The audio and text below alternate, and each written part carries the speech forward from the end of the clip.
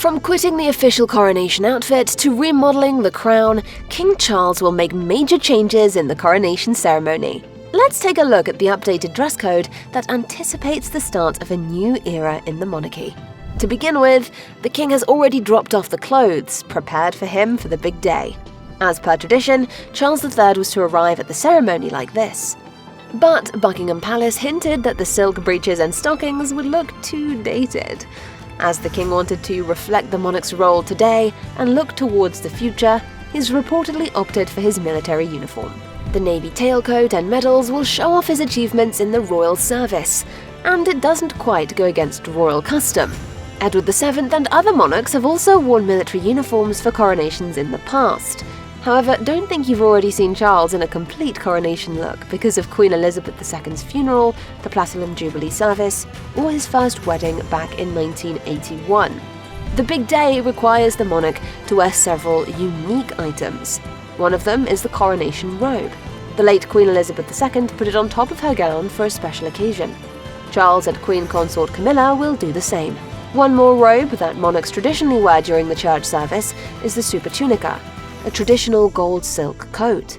However, as the king wants a more contemporary coronation, he can change this custom as well. Although there are some things that Charles can't be crowned without. The sovereign's scepter and orb, the symbols of the monarch's power. The main object of the service will certainly be the crown. Actually, there are several of them. The king will wear the Imperial State Crown, which has been worn by monarchs for centuries. It's decorated with almost 3,000 precious stones. The main garnish, the largest diamond ever discovered. However, it would be a challenge for the king to wear such a bulky construction for the entire service. Very unwieldy. And you can't look down to read the speech, you have to take the speech up. Because if you did, your neck would break. Probably that's why at some point the king will change it to St. Edward's crown, like his mother did in 1953. The history of it goes back to the 1100s, and Charles will carry on that tradition. The Queen Consort, on the other hand, has decided to make her own mark on her crown. Due to protocol, she has to wear Queen Mary's piece of jewellery, made at the beginning of the 20th century, but Camilla wanted it to reflect her individual style. So she's complemented the crown with some precious stones from the late Queen Elizabeth II's personal jewellery collection. Has Camilla also taken a leaf from the late Queen's book with regard to her coronation gown? Elizabeth II traditionally wore a long floor-length dress in white, which was synonymous with power and perfection in the royal family. Flowers embroidered all over it translated the unity of the empire. The dress was made by London designer Norman Hartnell. By the way, ordering attire from British masters is one of the unspoken rules of the royal family. Camilla has followed it. She revealed that she ordered her outfit from Bruce Oldfield. The British couturier and Camilla's old friend frequently work with the royal family. He made her gowns for the 2016 state opening of Parliament, Charles's 70th birthday celebration, and several other official events. This time, the Queen Consort worked closely with the designer to create the dress that will make history.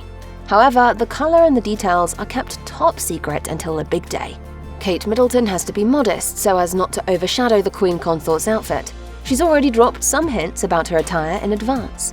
This morning, host Alison Hammond met the Prince and Princess of Wales at an official event and didn't miss the chance to ask about the coronation gown. I said, "What are you wearing for the coronation?" She was like, "Well, actually, Alison, I am." Because I said to her, "I'm feeling like you're going to wear blue." Yeah. I said, "I feel like you're going to wear blue." And she was like, "There is a hint of blue." So I was like, fantastic. Yeah. Alison asked about that shade for a reason. Blue has become the signature colour of the princess. The sapphire blue wrap dress she wore for her engagement announcement, a celeste coat for the Queen's 90th birthday, and a stunning icy blue gown are just a few examples. The princess perfectly tailors various shades of this colour for every occasion. Her favourite colour has a deep meaning in the royal symbolic structure too. Karen Haller, a British colour psychologist, explained that blue symbolises a sense of duty, which is taken seriously and with committed focus. As Kate changed her status in the royal family and took on more responsibility, such symbolism does make sense. As the Princess of Wales, she's allowed to wear tiaras on more occasions. Due to royal tradition, Kate should complement her gown and sparkling headpieces for the coronation. Her favourite one seems to be the pearl-encrusted Lover's Knot tiara. The princess has worn it almost a dozen times. So there is a chance we might see Kate in this stunning piece of jewellery again. But Buckingham Palace shared that the conversation about tiaras is ongoing. The Princess of Wales might even break tradition and go without a tiara for the historic ceremony. The closest heir to the crown, Prince William, hasn't made an official statement about his outfit either. He could follow in his father's footsteps and wear his military uniform. Some royal experts predict that it might be the scarlet tunic of an Irish Guards officer, a tribute to his honorary rank of colonel in the regiment. He wore it for his wedding in 2011 and for the late Queen's Platinum Jubilee service. Still, the rules also allow him to put on an elegant tuxedo, so the Prince of Wales is free to choose. As for Prince Harry, he has no other option except to come in a suit. Like his brother, he served in the army and has won lots of medals, but Harry isn't allowed to wear his military uniform since he stepped back from his royal duties. There are rumours about his role in the coronation, yet it remains to be seen whether he'll be a participant in the service or just sit among the other 2,000 guests. Someone who'll definitely play a special role in the coronation is Prince George. The 9-year-old will be tasked with carrying the king's robe alongside 3 other pages of honour. But what will the young royal and his peers wear for the grand affair? Tradition suggests a knee-length scarlet coat, a white satin waistcoat, and a lace jabot, complete with a collar, white breeches, and white stockings. But right now, we can only guess if the royals will stick to this tradition or update George's style. There are some theories around 7-year-old Princess Charlotte's look. Royal experts suspect that she'll be offered a tiara for the first time in her life. Traditionally, princesses make their debuts in this piece of jewellery at their wedding, but the family seems to sometimes make exceptions for huge events. Princess Margaret first wore now Kate Middleton's halo tiara before she even got engaged. Princess Anne also put a diamond headpiece on at the age of 17. If the little princess complements her dress with special jewellery, she'll definitely make history.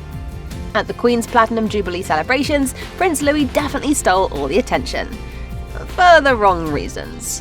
Kate and William reportedly had doubts about whether he would attend the coronation, but it seems that since last year, Louis has become more mature. So the royal spokesman said that the kids are all expected to accompany their parents during the coronation. Louis's dress rules aren't as strict as those of his older brother. He'll wear shorts and a classic shirt. Even though all eyes will be on the royals on their special day, guests at the ceremony have always come dressed to the nines too. Due to traditional royal protocol, members of the House of Lords, the second chamber of UK Parliament, have to wear special fur-trimmed coronation robes and coronets. But this year, the king offered to ditch those in favour of the basic robes. Showing his modern approach to things, Charles also wants to create a more relaxed atmosphere for his guests. While earlier they had to wear evening gowns, now Charles has reportedly issued an invitation to wear business attire. Still, there will be elegant knee-length dresses, suits, and obviously iconic royal headbands. We're counting down the days until the century's most anticipated event. We'll definitely provide all the details as soon as possible.